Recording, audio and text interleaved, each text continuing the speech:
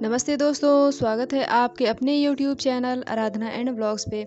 दोस्तों, आज की वीडियो में हम निर्जला एकादशी व्रत के बारे में जानेंगे कि निर्जला एकादशी व्रत जो है वो 2 दिन की पड़ रही है, तो हमें किस दिन व्रत करना सर्वश्रेष्ठ रहेगा, किस दिन व्रत करना हमारे लिए उत्तम रहेगा, तिथि कब से प्रारंभ होगी, कब समाप्त हो जाएगी। साथ ही दोस्तों, एकादशी व्रत में जितना फल हमें व्रत का मिलता है, तो व्रत तभी पूर्ण माना जाता है जब हम सही समय पे पारण कर लेते हैं, यानी कि निर्जला एकादशी व्रत में व्रत से ज़्यादा पारण का महत्व होता है। ठीक है दोस्तों, तो हमें आज इस वीडियो में इसी सब के बारे में जानेंगे। और साथ ही दोस्तों, और क्या कुछ हमें पूजा पाठ कैसे करना चाहिए, क्या मंत्र जाप करना चाहिए, क्या दान करना चाहिए, और साथ ही सुहागिन स्त्रियों को क्या चीज़ का दान जरूर करना चाहिए। इस वीडियो में हम ये भी जानेंगे जो शादीशुदा लड़के लड़कियाँ नहीं है, यानी कि जो कुंवारे लड़के लड़कियाँ हैं, क्या वो लोग भी एकादशी व्रत रख सकते हैं या फिर नहीं रख सकते हैं। तो चलिए दोस्तों, बिना देरी किए वीडियो को शुरू करते हैं और देख लेते हैं एक एक करके सारी बातों को।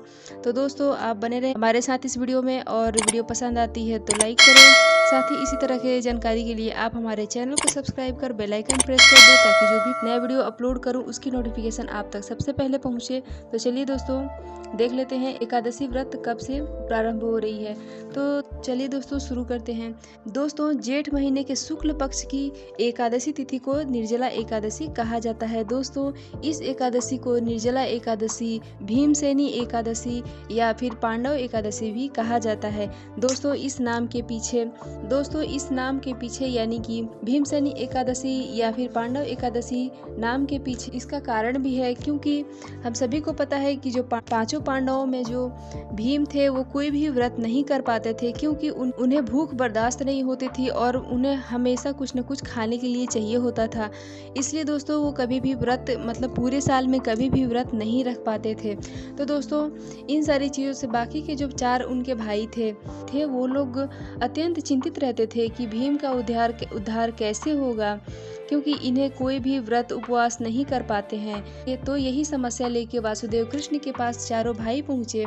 तो वासुदेव कृष्ण ने इसका हल बताते हुए बताया कि अगर कोई भी व्यक्ति, वो भीम के लिए बताए, लेकिन आप इस कलयुग में इन चीज़ों को हम अपना के अपना जीवन आगे का सुधार सकते हैं। ठीक है, क्योंकि वासुदेव कृष्ण ने कहा कि अगर पूरे साल कोई भी व्रत नहीं कर पाता है, यानी कि कोई भी व्रत हो या फिर एकादशी की ही व्रत हो, जैसे कि पूरे साल में जब हम एकादशी करते हैं, यानी कि शुक्ल पक्ष और कृष्ण पक्ष की मिलाकर जो है वो 24 एकादशी होती है, और साथ ही जब अधिक मास लगता है तो 2 बढ़ जाती है, यानी कि 26 एकादशी हो जाती है। तो दोस्तों, ऐसे में जो लोग पूरे साल का एकादशी का व्रत नहीं कर पाते हैं, वो लोग जेठ महीने की शुक्ल पक्ष की निर्जला एकादशी व्रत करते हैं। तो उसी तरह से वासुदेव कृष्ण ने बताया कि भीम अगर जेठ महीने की एकादशी निर्जला एकादशी व्रत करते हैं तो उन्हें पूरे महीने का पूरे साल की एकादशी के व्रत का फल जो है वो प्राप्त होगा, और साथ ही इनका जीवन भी धन्य हो जाएगा। ठीक है दोस्तों,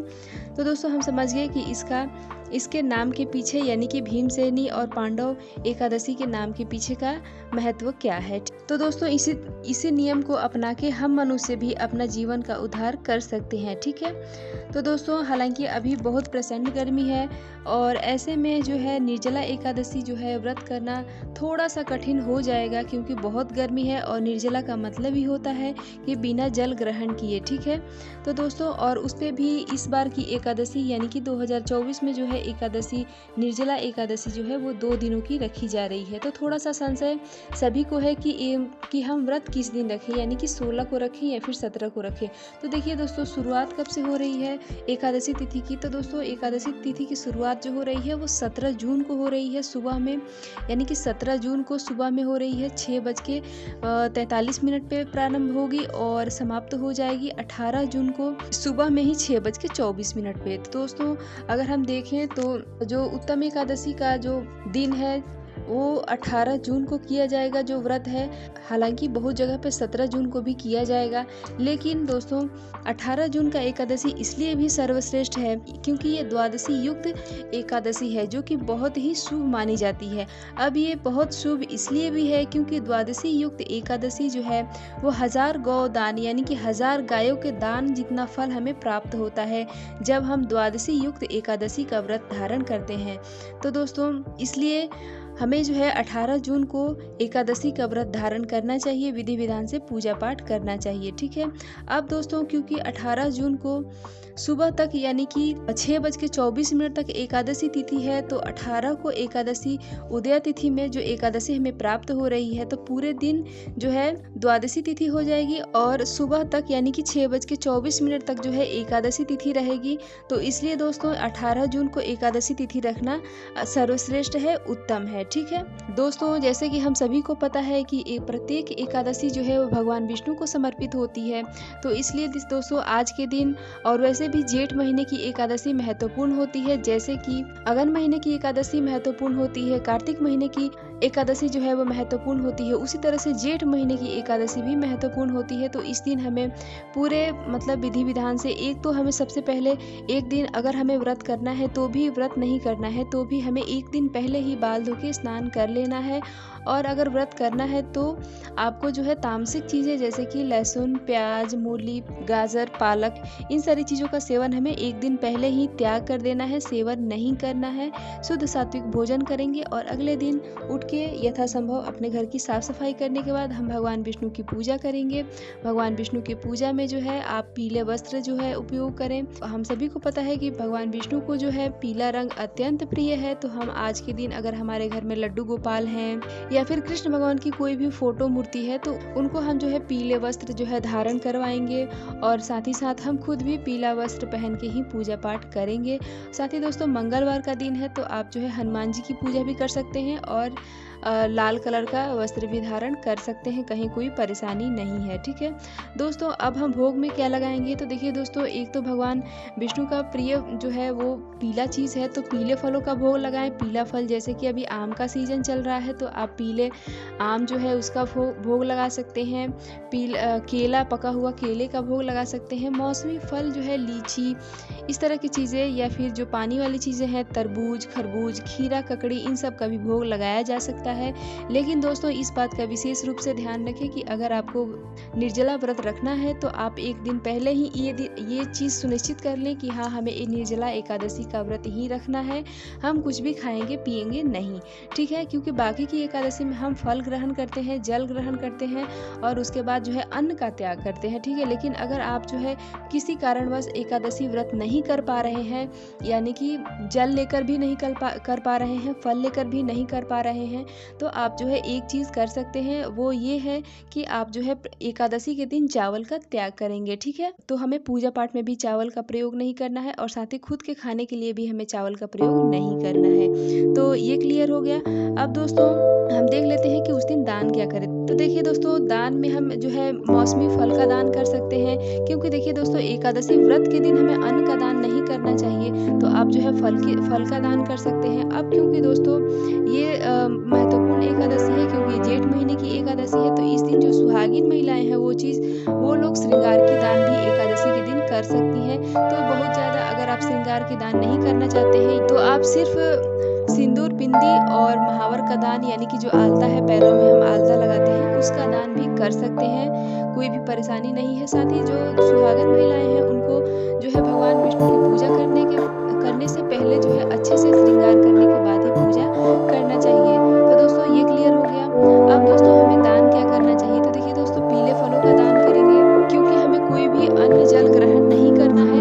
लेकिन दोस्तों जैसे कि आप सभी को पता है कि अभी बहुत मतलब ज़्यादा गर्मी पड़ रही है, तो ऐसे में क्या हम जल पीकर भी एकादशी व्रत रख सकते हैं, यानी कि जैसे कि रात में खाना खाने के बाद क्या हम कुछ ग्रहण कर सकते हैं या फिर नहीं कर सकते हैं। तो देखिए दोस्तों, अगर आपको जल ग्रहण करना है तो दोस्तों आप एक तरह से जल ग्रहण कर सकते हैं, जैसे कि बाकी की जो व्रत होता है, जैसे कि हम तीज करते हैं, जितिया करते हैं, उसी तरह से हम उस व्रत में जैसे कि हम सुबह में उठ के सरगी लेते हैं, तो उस व्रत में हम जो है अन्न भी खाते हैं, फल भी खाते हैं। लेकिन इस व्रत में आपको अन्न फल नहीं खाना है। आप जो है इस निर्जला एकादशी में सरगी के लिए आप जूस ले सकते हैं, शरबत ले सकते हैं, सादा पानी ले सकते हैं, चाय भी ले सकते हैं, लेकिन अन्न और फल आप ग्रहण नहीं करेंगे। ठीक है, तो आप इस तरह से भी व्रत रख सकते हैं। और बहुत सारे लोग जो है वो पूरे दिन निर्जला रह के शाम के समय एक समय पानी पीकर भी व्रत रखते हैं। तो देख लीजिए आप अपने हिसाब से आपको कैसे करना है।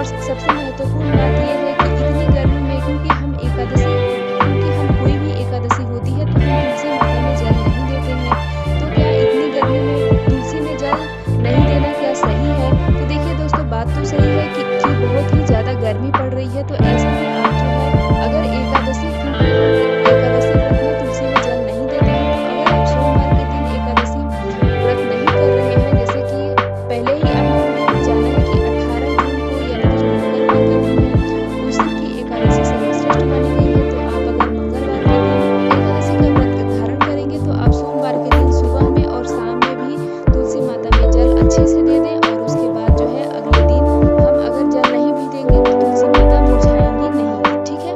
इस तरह से तुलसी माता में पूजा पाठ कर सकते हैं। लेकिन एकादशी व्रत के दिन तुलसी माता में पूजा भोग इस तरह की चीज़ें नहीं की जाती हैं और उनको स्पर्श भी नहीं किया जाता है। तो आप जो है विष्णु भगवान को भोग लगाने के लिए, क्योंकि हम सभी को पता है कि भगवान विष्णु को भोग में चाहे हम कुछ भी चढ़ाते हैं, अगर तुलसी दल समर्पित नहीं करते हैं तो भगवान हमारा भोग स्वीकार नहीं करते हैं। तो इसलिए आप जो है मंगलवार के दिन तुलसी पत्र नहीं तोड़ेंगे। साथ ही सोमवार के दिन भी एकादशी तिथि है तो आप सोमवार के दिन भी तुलसी पत्र नहीं तोड़ेंगे। और क्योंकि एक दिन पहले रविवार का दिन है तो इसलिए हमें रविवार के दिन भी हम तुलसी माता को स्पर्श नहीं करते हैं, तुलसी माता की पूजा हम नहीं करते हैं, वर्जित रखते हैं।